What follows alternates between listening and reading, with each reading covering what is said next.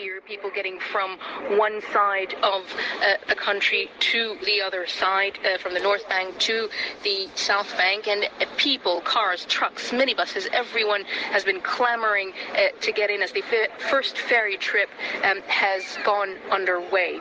This is one of the many areas that desperately needs development in the country. There have been suggestions of a bridge, for example. We don't know what the plans for that are. People have generally been disappointed that change hasn't been coming fast enough with the new government. However, they are quite happy. There's a new sense of freedom, a new beginning for the Gambia after more than 2 decades of the authoritarian rule of Yahya Jammeh. So mixed feelings there with most Gambians, but not everyone shares those feelings, specifically the people in the village of Kanilai. This is the home and the birthplace of the former president, Yahya Jammeh. Now, the former president himself chose exile in the Equatorial Guinea, but his supporters insist he's still their leader. We drove out to Kanilai and I spoke to Yahya Jammeh's supporters, relatives, including his stepdaughter. I wanted to get a sense of what the last few months have been like for them since he left the country.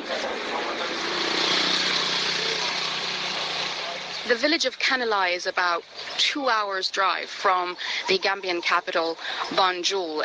It's very quiet, it's poor. I'm looking at tin houses, and I'm also looking at small shops, a barber shop and a carpenter just on the main road. The road leading to that village, however, is quite well developed, and it's named after the former president, Yahya Jammeh. In fact, this village is the only village where you'll still see pictures of the former president in homes, on doors of shops, in some cars, because this is his home village. Just opposite me, I'm looking at his palace, actually, now fortified, closed gates, and it's under the protection of the army. How are you? Fine, thank you. People here still openly support the former president, and I'm here to meet some of them to see what the last 6 months have been for them.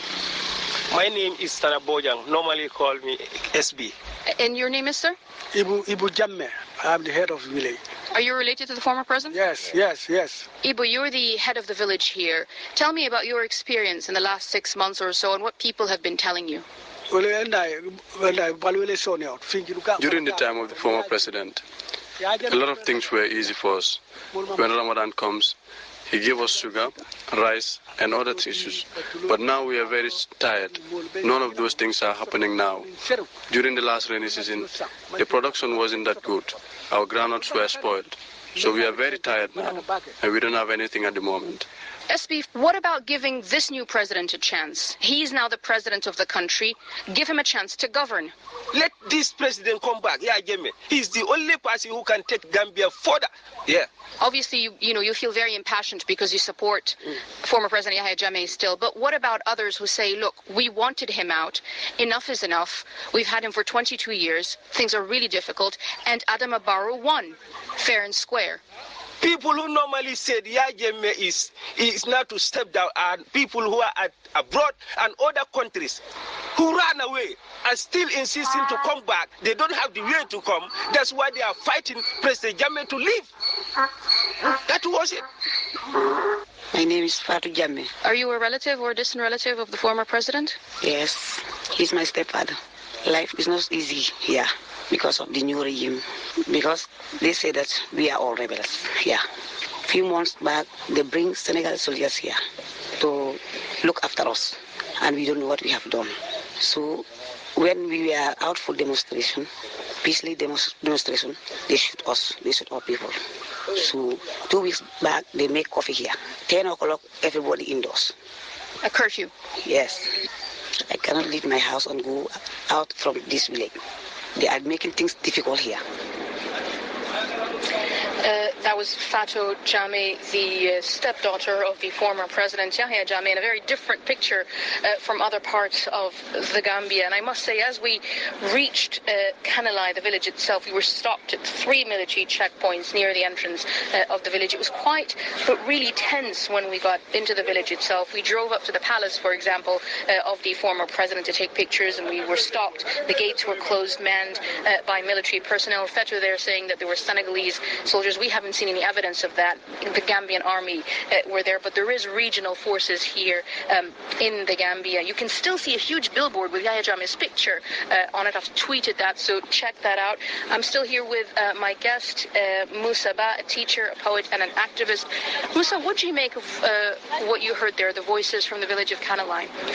Well, I think that they are being a little bit unfair to us Gambians, because President Jammeh won elections 4 consecutive times, and we were accepting these results, and everything was going on fine. Now, this one final time that he has been defeated by Adama Barrow, I think his supporters should also understand that life goes on.